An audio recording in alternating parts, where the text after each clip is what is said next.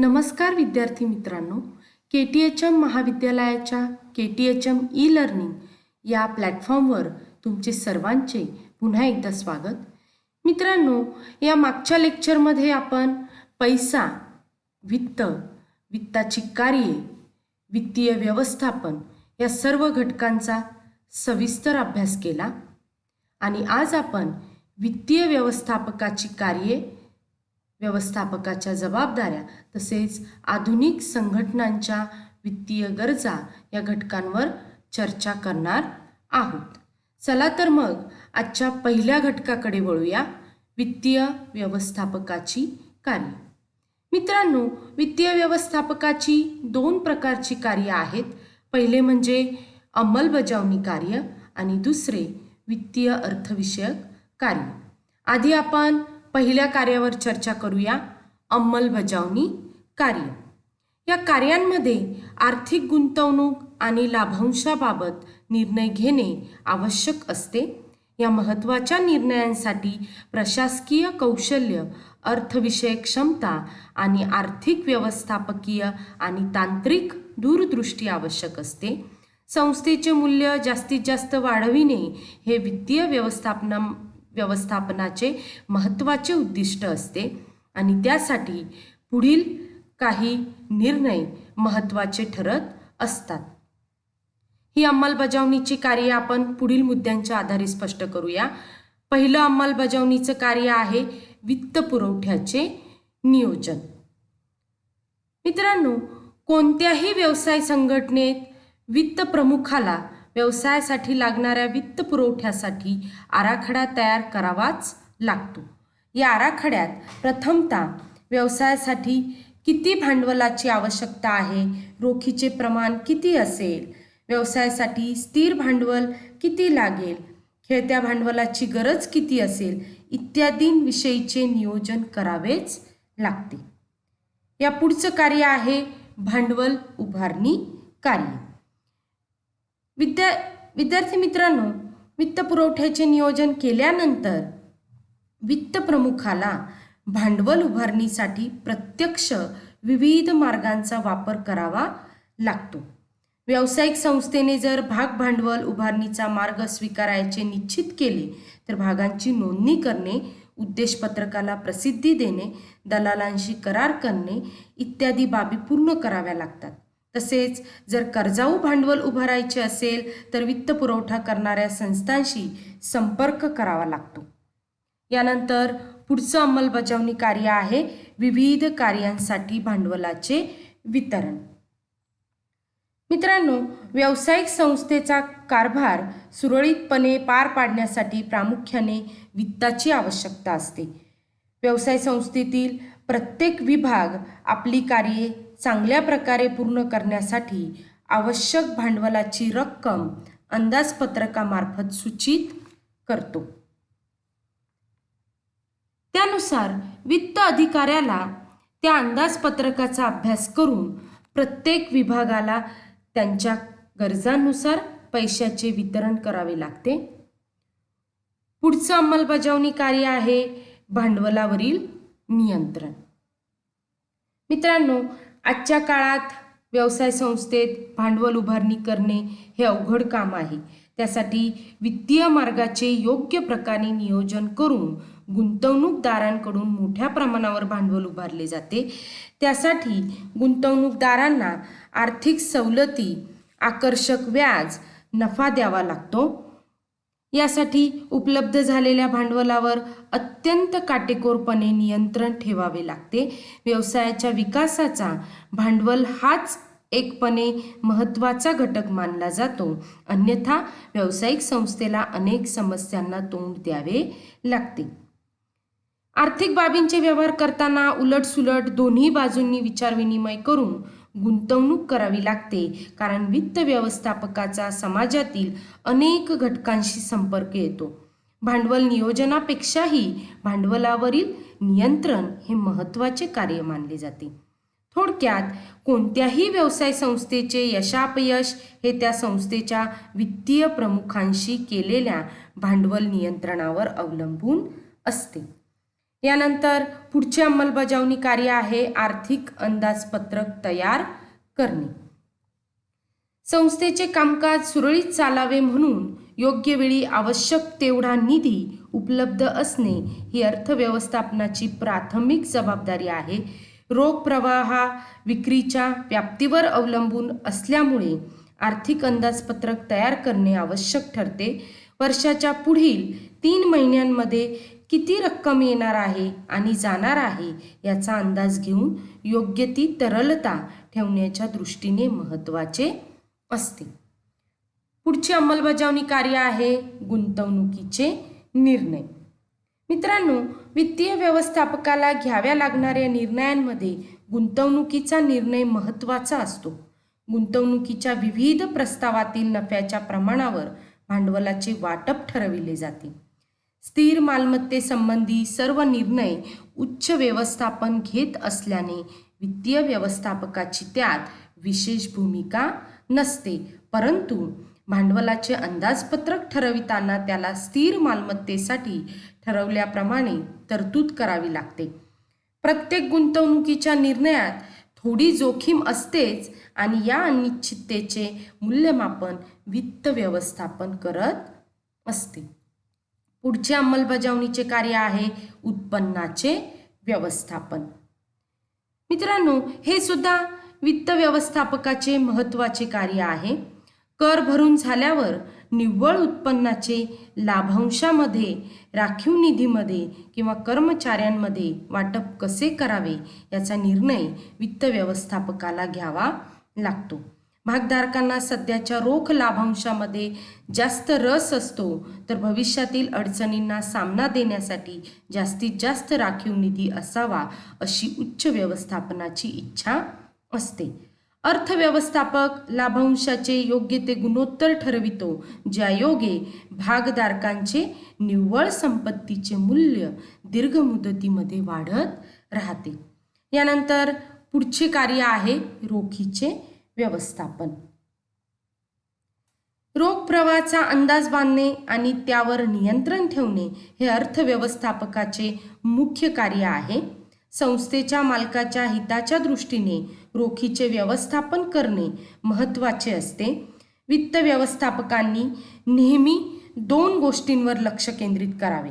पहिले तर निधीच्या वापराच्या सर्व पर्यायातील उत्तम पर्याय कसा निवडावा आणि दुसरे भागधारकांना इतर पर्यायांपेक्षा ही गुंतवणूक फायदेशीर आहे असे वाटण्याची खात्री वित्त व्यवस्थापक कशा प्रकारे देऊ शकेल. म्हणून संस्थेकडे जेव्हा जेव्हा अतिरिक्त रोख शिल्लक असेल त्यावेळी जास्तीत जास्त फायदेशीरपणे गुंतवणूक करणे गरजेचे असते. पुढची अंमलबजावणी कार्य आहे वित्तांच्या नवीन स्रोतांबाबत निर्णय घेणे. मित्रांनो, कोणत्याही संस्थेला नेहमीच निधीची आवश्यकता असते, म्हणून एकूण कामकाजाचा अंदाज घेऊन वित्त व्यवस्थापकांनी अल्प आणि दीर्घ मुदतीसाठी लागणाऱ्या निधीचे विस्तृत अंदाजपत्रक तयार करावयाला हवे.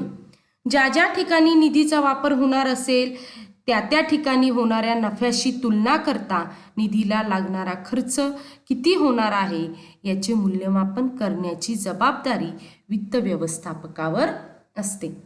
यानंतर पुढील अंमलबजावणीचे कार्य आहे नवीन वित्त स्रोतांसाठी बोलणी करणे. मित्रांनो, आर्थिक गरजा निश्चित केल्यावर आणि योग्य तो स्रोत निवडल्यावर वित्त व्यवस्थापकाने त्या संस्थेकडे जाऊन वित्त पुरवठ्याच्या शर्ती ठरवण्यासाठी बोलणी करणे आवश्यक असते. बँकेकडून अल्प मुदतीचे कर्ज हवे असेल तर वेगवेगळी खाती उघडावी लागतात आणि त्यासाठी बँक अधिकाऱ्यांशी बोलणी करावी लागतात. दीर्घ मुदतीतील निधींसाठी अतिरिक्त भागांची विक्री करायची असेल तर त्यासाठी आधीच बरीच व्यवस्था करावी लागते. यानंतर पुढील कार्य आहे वित्तीय कामगिरीचे विश्लेषण आणि मूल्यमापन. वित्तीय कार्य सुरळीत चालण्यासाठी योग्य विश्लेषण तसेच आर्थिक कामगिरीचे योग्य मूल्यमापन गरजेचे असते. त्यासाठी विविध प्रकारची वित्तीय विधाने तयार केली जातात. त्यांचे विश्लेषण केले जाते आणि भविष्य काळासाठी मार्गदर्शक उपाय सुचवावे लागतात. आर्थिक नियंत्रणाची प्रमाणे, तंत्रे आणि पद्धती सुधारण्यासाठी घडलेल्या घटनांचे विश्लेषण हे फार मोलाचे ठरते. आणि शेवटचे अंमलबजावणी कार्य आहे उच्च व्यवस्थापनासाठी सल्ला देणे. यामध्ये आर्थिक बाबतीत विशेषतः कोणत्याही आर्थिक समस्येवर उत्तर शोधण्यासाठी आणि संस्थेत गुंतविलेल्या निधीतून मिळणाऱ्या नफ्याचे प्रमाण वाढवण्यासाठी उच्च व्यवस्थापनाला सल्ला देणे हे अर्थव्यवस्थापकाचे महत्त्वाचे कार्य आहे. यानंतर आपण वित्तीय व्यवस्थापकाची दुसरे कार्य बघणार आहोत, वित्तीय अर्थविषयक कार्य. मित्रांनो, बरीच स्वरूपाची कार्य नित्य आणि सामान्य नित्याची असतात, परंतु तरीही आर्थिक निर्णयांच्या अंमलबजावणीसाठी ती उपयुक्त ठरतात. अशी प्रासंगिक कार्ये व्यवस्थापकीय कार्यांइतकीच महत्त्वाची असतात. ती काही महत्त्वाची कार्य आपण पुढे स्पष्ट करणार आहोत. पहिलं कार्य आहे रोखीचे नियोजन आणि उधारीचे व्यवस्थापन. यामध्ये वित्तीय व्यवस्थापकाला नियमितपणे रोखीचे नियोजन करणे आणि उधारीचे व्यवस्थापन करणे हे महत्त्वाचे कार्य पार पाडावे लागते. दुसरं कार्य आहे नोंदी ठेवणे आणि अहवाल देणे.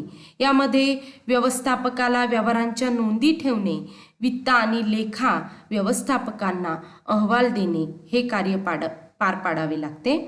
त्यानंतर तिसरं आहे कागदपत्रे, वस्तू, विमा पॉलिसी आणि ठेवी सुरक्षित ठेवणे. यामध्ये संस्थेची महत्त्वाची आणि मौल्यवान कागदपत्रे असतात किंवा वस्तू, विमा पॉलिसी आणि ठेवी सुरक्षितपणे ठेवण्याचे कार्यही व्यवस्थापकाला पार पाडावे लागतात.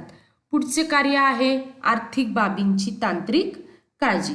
यामध्ये वित्तीय व्यवस्थापकाला अर्थपुरवठा प्रणालीतील सर्व तांत्रिक बाबींची काळजी घेणे गरजेचे असते. आणि पुढचं कार्य आहे आवक जावक यावर देखरेख. वित्त व्यवस्थापकाला दैनंदिन रोखीची आवक जावक यावर देखरेख ठेवणे, रोख रक्कम सुरक्षित ठेवणे हेही कार्य पार पाडावे लागते. मित्रांनो, ही सर्व कार्ये नेहमीची आणि सामान्य पातळीवरील असतात आणि कनिष्ठ कर्मचाऱ्यांकडून ती पार पाडली जातात. अर्थव्यवस्थापकांना या कार्यात पूर्णपणे लक्ष घालणे शक्य नसते. त्यांनी फक्त या कामांसाठी नियम आणि पद्धती निश्चित करणे, विविध प्रकारचे विहित नमुने ठरविणे आणि कामगिरीसाठी प्रमाणे निश्चित करणे एवढेच त्यांचे कर्तव्य असते. यानंतर आपण वित्तीय व्यवस्थापकाच्या जबाबदाऱ्या यांचा अभ्यास करूया. मित्रांनो, भांडवल हा व्यवसायाचा एक अविभाज्य भाग असतो. व्यवसायाचे स्वरूप, आकारमान कसेही असले तरी भांडवल हा मूलभूत घटक उपलब्ध असल्याखेरीज व्यवसायाचा प्रारंभ, विस्तार, आधुनिकीकरण काहीही करता येत नाही. हे आपण यापूर्वी जाणून घेतले आहे. व्यवसाय विसर्जन करावयाचा झाला तरी सुद्धा देणी फेडण्यासाठी पैसा तसेच भांडवल आवश्यक असते. याचा घटक आणि व्यवसाय प्रारंभापासून अखेरपर्यंत बरोबरीने वाटचाल करतात. आधुनिक काळात व्यावसायिकांना तर तीव्र स्पर्धेला, व्यवसायबाह्य आणि अंतर्गत अडचणींना सतत सामोरे जावे लागते. भांडवलाचा पुरवठा सतत चालू राहील याची काळजी घ्यावी लागते. मोठ्या आकारमानाच्या कंपन्या आणि व्यवसायातून वित्तीय व्यवस्थापकावर ही जबाबदारी सोपवलेली असते. या वित्तीय व्यवस्थापकाच्या जबाबदाऱ्या पुढील 3 प्रकारे असतात. पहिली जबाबदारी आहे व्यवसायाच्या आर्थिक गरजांचे अचूक अनुमान करणे. दुसरी आहे विविध मार्गांचा तौलनिक अभ्यास करून भांडवल पुरवठ्याचे विश्वासार्ह मार्ग निश्चित करणे. आणि तिसरी जबाबदारी आहे उपलब्ध भांडवलाच्या वापरावर नियंत्रण राखणे.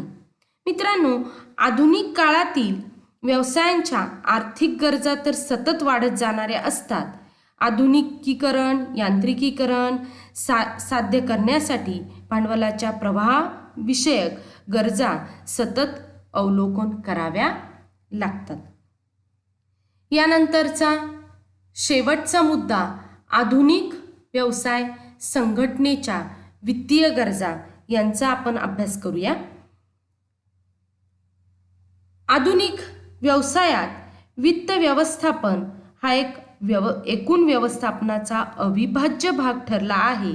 केवळ निधी उभा करण्यापुरते वित्तीय व्यवस्थापकाचे कार्य मर्यादित नसते, तर त्याचा योग्य वापर करणे ही त्याचीच जबाबदारी असते. त्यासाठी त्याला व्यवसायांच्या गरजांचे अचूक मूल्यमापन करावे लागते. साधारणपणे पुढील कारणांसाठी व्यवसायाला निधीची गरज असते. त्यामध्ये मूर्त मालमत्ता तसेच अमूर्त मालमत्ता असे 2 प्रकारे वर्गीकरण आहे. मूर्त मालमत्तेत स्थिर मालमत्ता आणि चालू मालमत्ता असे 2 प्रकार पडतात. तर सुरुवातीला मूर्त मालमत्तेमधील स्थिर मालमत्तेचा अभ्यास करूया. मित्रांनो, स्थिर मालमत्ता ही दीर्घकालीन गुंतवणूक असते.